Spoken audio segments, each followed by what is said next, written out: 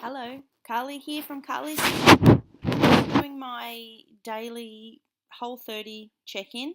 So I'm just sitting here before I started. I'm trying to work out whether I'm on what day I'm counting this as. So technically I've been doing the Whole30 since last Thursday. Today's Wednesday, so it's about day 6 or 7.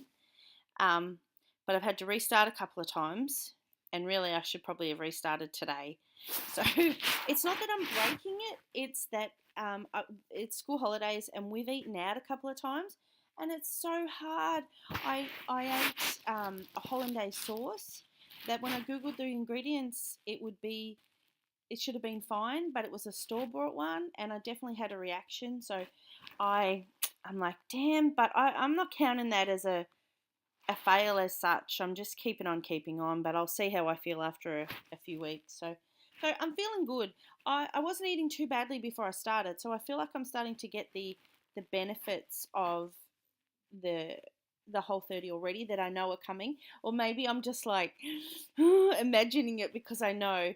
I swear last night I was having one of the Whole30 sleeps, which anyone that's not done it before, eventually you get to a point where you have the best sleeps, like the best sleeps. You put your head on the pillow and you're out for the count for like until you wake up, you're just like gone. Whereas I'm normally a restless sleeper, so I'm looking forward to that. I had a really good sleep last night, so I'm feeling good. The massive challenge though is the fucking eating out. It's so hard. Like I said in the last video, you don't want to be that person where you're like, but you just have to be, I guess. And I don't know how we've come so far away from what we should be eating. I feel like if I'm going to change what I'm eating for long term, then I can't go back to the way it was, which means how do I ever eat out again? Without being a pain in the whole world's ass. I don't know. We don't have a lot of eating out options, but I haven't felt too bad. I really thought that in the past, um, I found it difficult to like deal with the sugar dragon and comfort eating.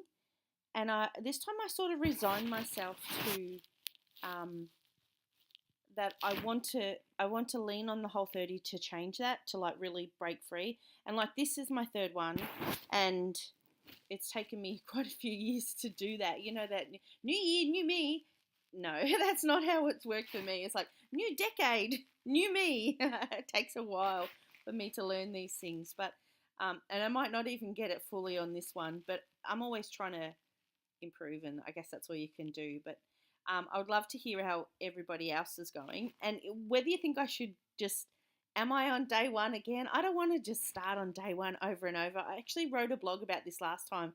It's day one tomorrow, and that's on my website, www.carlysays.com, if you want to check it out. And we were out for tea, and we ordered a soft drink, or I had a sip of my daughter's soft drink, and she went, "Don't worry, Mum, start tomorrow, day one tomorrow," because I'd said it so many times, and she was only about 4, and it was really confronting for me. I'm like, oh, God, how many times have I said it that she's picked it up and like just knows what to say. So, but anyway, I could lie and just say, oh no, I'm on day 6, and I'm not. I'm technically not. But anyway, I figure it's all good. Like, even if it's like, if I look at it as like a pre Whole30, get prepared, iron out, like sort of warm up. It's like a stretching part where you do your warm up and get ready for the big run home or something. I don't know. That's convoluted. It's late. So this is my day 2 and 3, I'm going to call it. So I'm going to call this still day 3. I'll just keep doing it till I'm sick of it, I guess, at some point. But what I did appreciate, like I felt was surprised about anyway, was that I didn't really feel like I've had any massive withdrawal of detox.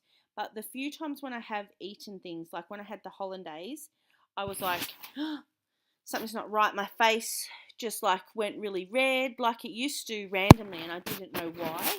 And so obviously it's something in that hollandaise. I was thinking this morning about calling them up and saying, could you send me all the ingredients on the hollandaise sauce that you use, to try and nut out which one is the one that caused it. But I didn't.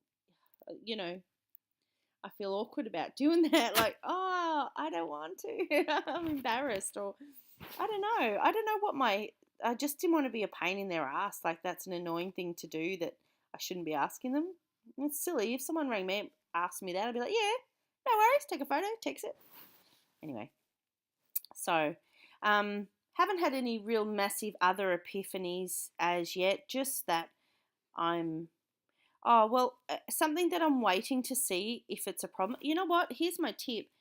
And like, it's early days. So, I probably should wait for my tips in week 2 or 3, because then you've sort of experienced them a bit. But when I'm craving something, I sort of normally what I would do is push that feeling down, like, oh, I want chocolate. No, I'd push it down, go away. um, so now what I'm trying to do is just stop and go, well, what am I craving here? Like, what's wrong? Am I bored? Am I hungry? Am I upset about something? What am I actually doing? And each time it's been fine. It's passed. And normally one of my massive Achilles heels is Easter eggs. I love the texture. I love the shape. There have been, like, from middle of January till Easter, there have been seasons where I have had an elegant rabbit, like one of the big Muhammads, every day, every day. And so I'm trying, like last year I did better. I still had the occasional, but I didn't have every day. But they're in the supermarket and I'm really happy that they are. I'm like happy to see them, but I'm not tempted to get them because I know it won't be worth it. Like last year, I kept switching back and forward from the different brands, trying to find one that I could really just, just get lost, lost in, like, yeah, like it's so good. You're sitting there, it's like people are talking to you. I can't hear nothing. I'm enjoying this chocolate so much. One of my other seasons, I watched it. There was a season of Biggest Loser, and it was kind of new. And I sat, not screaming, but like judging. Come on, it's not that hard. Run, as I'm munching down on an elegant rabbit. So, but I'm not tempted, and I'm waiting to see. I'll see how that goes as time goes on. There hasn't been much that's tempted me. The only time was when I was out for tea the other night, and I was starving. And everyone else had ordered entrees, and the entrees were like bread and a potato and bacon soup that had already confirmed had cream in it, so I couldn't have that, no dairy. So I was like, nothing here. I had to go to the toilet, but not because I was tempted by the food, because I'm not really bothered by garlic bread. I love soup, but I was okay, but I was just so hungry that it was hard to make a good choice. So another tip would be, don't let yourself get too hungry. Sometimes you can't control it though. So that's about all my insights for today. I hope that somebody, I would really love to hear what other people are up to, and if they're inspired to do the Whole30, if they've seen this and gone, oh, that sounds really good. I absolutely recommend any person to have a crack at the Whole30. If you've got aches and pains or skin allergies or not sleeping or behavioral or anxiety or anything, I absolutely recommend you do a Whole30.